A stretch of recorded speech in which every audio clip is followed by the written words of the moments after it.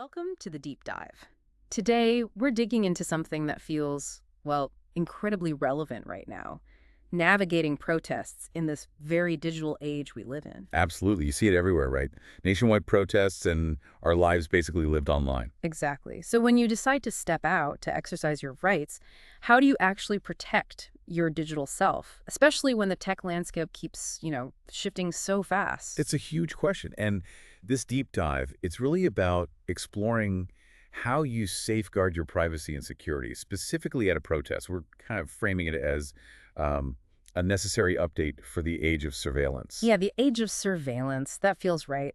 So our mission today is to pull out the key insights from our sources about how law enforcement is using these, well, new tools to track people's movements, their communications. And crucially, what practical steps you, the listener, can actually take to protect yourself. We want to make this actionable. Okay, so where are we getting this info? Our main source today is a really solid piece from Wired. It's called How to Protest Safely in the Age of Surveillance. And it's super current, updated just this June 2025. Lots of practical advice in there. Great. And right off the bat, there's a core assumption we need to put out there for anyone thinking about protesting. Yeah, you basically have to assume that any digital evidence showing you were at or near a protest could potentially be used against you. It's a stark thought, but probably necessary, right? Be prepared. Definitely. And Evan Greer, she's the deputy director of Fight for the Future, she really hammers this home. She points out there were just more surveillance toys available now than ever before. Toys. That's one word for them. Right. And her point about the Trump administration weaponizing essentially every lever of government, that's significant. It signals this shift, from just reacting to proactively gathering data. It's more systemic now. So it's not just about, what the police see on the street, but this bigger integrated intelligence gathering strategy. Exactly. Different government branches sharing info seamlessly. Okay, that sounds pretty daunting, honestly. But you said Greer also offers some reassurance that there are things you can do. Yes, thankfully. She stresses that despite the tech, there are a number of very simple, concrete things that you can do that make it exponentially more difficult for anyone trying to intercept or track you. Okay, simple and concrete. I like that. So where do we start? What's the first step? Let's start with the device most of us carry everywhere, your phone. It's arguably your biggest digital leash. Right. So the single most important decision, maybe, is whether you even bring your phone to a protest, or if you do, what kind of phone. Because your smartphone is just constantly sending out identifying signals. Constantly, even when you're not actively using it. Law enforcement can get data from cell carriers showing which tower is your phone connected to and when. That's one level. But it gets more active than that, doesn't it? Oh, yeah. There's documented use in the U.S. of these devices called Stingray devices, or IMSI catchers. MSI catchers. Okay, how do those work? Well, this is the clever or maybe alarming part. They basically pretend to be cell towers. They impersonate them. Exactly. They trick all the phones in a specific area into connecting to them instead of a real tower. Whoa. And that gives them... It can give them the individual mobile subscriber identity numbers, the IMSI of potentially everyone in that crowd. It just vacuums up identities. Undermining any kind of anonymity for the whole group? Wow. It's intense. And Harla Holmes, she's the director of digital security at the Freedom of the Press Foundation. She's very blunt about it. Quote, "The device in your pocket is definitely going to give off information that could be used to identify you." No ambiguity there. Okay, so given that, Right. what's the first line of defense? Well, the absolute best way for anonymity, leave your main phone at home. Just don't bring it. Okay, but what if you feel you need a phone for emergencies, contacting people, maybe a lawyer? Right. If you do bring one, the advice is keep it turned off as much as humanly possible. That minimizes the chances of it pinging a tower, real or fake. And definitely sort out your logistics, where to meet, emergency contacts with your friends before you go. Makes sense. Plan it. And then there's this other thing, Faraday bags. Sounds like something from a spy film. It kind of does. Yeah. But they're real and they work. You put your phone inside and it blocks all radio signal, cell, Wi-Fi, Bluetooth, GPS. Your phone basically becomes invisible to networks. So you'd keep it in the bag and only take it out if you absolutely had to make a call or send a message. Exactly. Holmes actually uses and recommends one called the Mission Darkness Faraday bag. Interesting. Okay, so that leads to the idea of a burner phone. Lots of people think that's the easy answer for anonymity. Yeah, but Holmes throws some cold water on that idea. She cautions that just buying a cheap prepaid phone doesn't automatically make you anonymous. Why not? Because if you had to give the carrier any identifying details to activate it, name, credit card, anything, well, it's potentially traceable back to you. She has this great quote: "Don't expect, because you got it from Dwayne Reed, that you're automatically a character from The Wire." Huh. Right. Good reality check. So if a true anonymous burner is tricky, what's a better approach? The recommendation is more towards using a secondary phone, one that you've specifically set up to be less sensitive. Less sensitive meaning fewer personal apps and accounts. Exactly. No social media logins, maybe not your primary email, fewer messaging apps. The point is, if that phone is seized, there's much less personal data on it for authorities to access. Got it. So limit the potential damage if the phone falls into the wrong hands. Okay, what about communicating at the protest? That's another critical layer. Your standard phone calls and SMS text messages, they're really vulnerable to surveillance.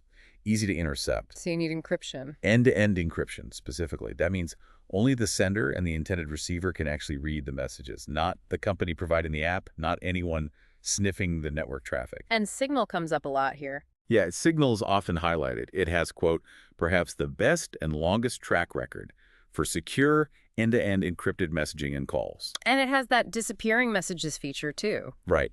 Setting messages to self-delete after, say, a few hours or a day is another good protective layer. Just adds less persistent data. But the key thing is the other person has to be using Signal, too, correct? Absolutely crucial. End-to-end encryption only works if everyone in the conversation is using the same secure app. You can't send a secure Signal message to someone's regular SMS inbox. Right, that makes sense. Okay, so communication's secured. What about the physical device itself? If it gets seized? Good question. This brings us to device seizure protection. First thing, encrypt the storage on your smartphone. How do you do that? Well, the good news is iPhones, iOS devices, they have full disk encryption turned on by default if you have a passcode or some kind of lock enabled, which most people do. Okay, and Android. For Android, it can vary a bit more depending on the phone and the version. You generally need to go into Settings, find the Security menu, and look for an option like Encrypt Phone or Encrypt Disk, and make sure it's enabled. Worth checking on your specific device. Okay, encrypt the disk. What about unlocking the phone? Passcode versus fingerprint or face? This is a really important distinction. The advice is strongly in favor of using a long, strong passcode rather than biometrics like your fingerprint or face. Why is that? Biometrics seem secure. They are for everyday use, but in a protest situation, think about it. Legally, it's generally harder for law enforcement to compel you to reveal information you know, like a passcode, than it is to compel you to perform a physical act, like forcing your thumb onto the sensor or holding the phone up to your face. Ah, okay. So you can refuse to give the passcode, but it's physically harder to resist them using your fingerprint. Exactly. So the recommendation is, if you normally use Face ID or a fingerprint, disable it before you go to the protest. Switch back to just a strong passcode. Make it alphanumeric, long, not easy to guess. Good tip. Are there quick ways to disable biometrics in the moment? Yes, many phones have an emergency lockdown mode. On an iPhone, for example, holding the side button and one of the volume buttons brings up the power off SOS screen, but it also immediately disables Face ID or Touch ID and requires the passcode for the next unlock. Worth looking up how your specific phone does this. That's a really practical thing to know. And also remember, most phones let you take photos or record video even when they're locked. So you can still document things without having to unlock the entire device frequently. Right, keep it locked down as much as possible. Okay, so we've covered the phone pretty thoroughly. What's next? What about, well, your physical self? Yeah, your face. That's become a huge target for surveillance tech. Facial recognition is described as a powerful tool for identifying people at protests now. So covering your face is key. It's a basic step, absolutely. Wearing a standard face mask like a surgical mask or KN95, plus sunglasses that helps obscure your face in photos or videos, making automated recognition harder. But is that enough? Maybe not always. Evan Greer cautions that those simple masks might not fool, quote, well-honed face-tracking tech. These systems are getting sophisticated. They can sometimes reconstruct features or make identifications, even with partial views. So what's more effective then? Well, if you're really serious about avoiding identification, Greer suggests things like full face masks, or even getting creative. She mentions seeing people wear funny cosplay-style cartoon masks or mascot suits or silly costumes. Seriously, like Halloween masks? Apparently so. She cited examples like people wearing Donald Trump or Elon Musk masks at some Tesla takedown protests. Her take is it actually makes it harder to ID people, and she adds, kind of amusingly, it can make the protest more fun. Huh. An interesting intersection of privacy and performance art, maybe. Something like that. But beyond the face, think about other identifiers too. Like clothes. Yeah, avoid really distinctive, brightly colored clothing or big logos that make it easy to spot in a crowd or on camera. Also, cover up any prominent, easily identifiable tattoos. Basically, try to blend in visually. Okay, so try to be less visually unique. But even with all that, are there limits to how anonymous you can really be? That's a really important point Greer makes. She cautions that preventing determined agencies from knowing you were even at the protest is becoming increasingly difficult. The mere fact of attendance might be hard to hide completely. So for people in really vulnerable situations. Right. For those in what she calls the most sensitive positions, she gives the example of undocumented immigrants who could face deportation if identified. The risk might be too high. She suggests they might need to consider staying home rather than relying solely on these obfuscation techniques. The stakes are just incredibly high for some individuals. That's a sobering but necessary consideration. What about getting to the protests, like if you drive? Good point. Automatic license plate readers, ALPRs, are widespread. They track vehicle movements so they can place your car near a protest location. And it's not just the plates they read, is it? No, that's the surprising part. Some sources say these sensors can also detect other words and phrases, potentially including things on bumper stickers, signs in your car, maybe even text on a t-shirt if the resolution is high enough. It adds another layer of potential data collection. Wow. Okay, so taking all this in, the phones, the face recognition, the car tracking, how should people assess their own risk? Danae Chavot, she's the founder of CyberLixer, offers some perspective here. She notes that protesting in the U.S. today just carries higher risks than it used to. She mentions the real possibility of physical violence and mass arrest. And she feels things have changed recently. Yeah, she specifically says things have changed, even compared to protests just a few years ago. It underscores this feeling that the environment is, well, more charged and the surveillance more pervasive. Okay. This leads us, I think, to the final big area, your online footprint, the digital echo you leave. Exactly. It's not just about being there physically or the device in your pocket. It's also about what you say and share online before, during, or after a protest. How does that get used? Authorities can collect social media posts, messages, anything that indicates you attended or participated. Simply posting, "I was at the protest today," puts that information out there. And what about photos or videos you might take or share? That's a big one. Firstly, your photos or videos might include other people, strangers even. That expands law enforcement's view of who was there, beyond just you. So you could inadvertently identify others? Precisely. And secondly, the files themselves, the photo or video files, often contain hidden data, metadata. Like location and time. Exactly. Timestamps, sometimes GPS coordinates if your camera settings allow it. Yeah. Uploading those files, even if you strip the faces, can help authorities track crowd movements and timing. Which brings up the issue of consent again. Yes.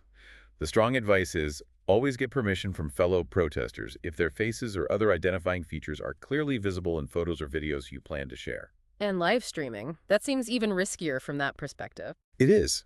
You should think very carefully before live streaming from a protest. While documenting events is important, it's almost impossible to ensure everyone who might wander into your camera's view is okay with being broadcast live and potentially recorded. Good point. And even if you take photos and videos but don't share them online. It's still a potential issue. Remember the device seizure point. If your phone is taken, even photos and videos you never posted could end up in the hands of law enforcement. They exist on the device. Okay, so the digital footprint is broader than just posts. What about how this data gets analyzed? There are powerful tools now. The article mentions Datum and Lauter as an example, tools that give law enforcement real-time monitoring connecting people to their online activity. They can also surface historical posts. So things you posted years ago could come up. Potentially, yes. And this is where it gets particularly tricky. If you've ever made, say, violent comments online or joked about illegal activity, even if it was years ago and completely unrelated, that history could be surfaced and, potentially used to build a negative profile or taken out of context. That sounds like a real concern, especially for certain groups. It is. It's highlighted as a particular worry for people on visas or anyone with a precarious immigration status. The U.S. State Department has explicitly stated they monitor social media of immigrants and travelers. its official policy. Wow. Okay, so this creates a real tension, doesn't it? The need for privacy versus the need to document what's happening, especially if there's misconduct by authorities. Exactly. Dinesh Avolsar from CyberElixir calls it a balancing act. You have to, quote, assess each situation and weigh the benefits of maintaining personal privacy versus chronicling the reality of what's happening at protests. So what's her advice on striking that balance? She suggests trying to avoid sharing photos or videos that reveal people's faces whenever possible. But she strongly emphasizes that documenting what's going on is essential, especially in high-risk conditions. Why essential? Because, as she puts it, when the state escalates, we need proof for legal defense, for public record, for future organizing, and also to keep ourselves physically safe in real time. It's about accountability and safety. That's a powerful argument for documentation despite the risks. It really is a dilemma. It truly is, and it requires ongoing awareness, because the landscape keeps changing. The source warns about the possible emergence of forms of digital surveillance that have never been used in the U.S. before. Protesters need to, well, stay vigilant. Stay vigilant. That seems like a key takeaway. So, bringing this all together, any final thoughts? I think Evan Greer's closing thought really resonates. She says, part of the goal of governments extending and implementing mass surveillance programs is to scare people and make people think twice before they speak up. Right, the chilling effect. Exactly. And her call to action follows directly from that. I think that we should be very careful in this moment not to fall into that trap. Don't let the surveillance itself silence you entirely. That's a really important message. So, while the risks we've discussed are definitely real, and everyone's situation is different, Taking some thoughtful privacy precautions, like the ones we've covered, can genuinely go a long way. It can help empower you to participate more safely. Knowledge and preparation are key. absolutely. Knowledge is power here. So, as we wrap up, here's something for you, our listeners, to think about. How might this collective shift towards adopting digital privacy practices at protests do more than just protect individuals? Could it actually maybe subtly change the nature of protest itself? Could it make protest a more resilient, perhaps even a more adaptable form of expression within this surveillance society we're navigating? Something to definitely chew on.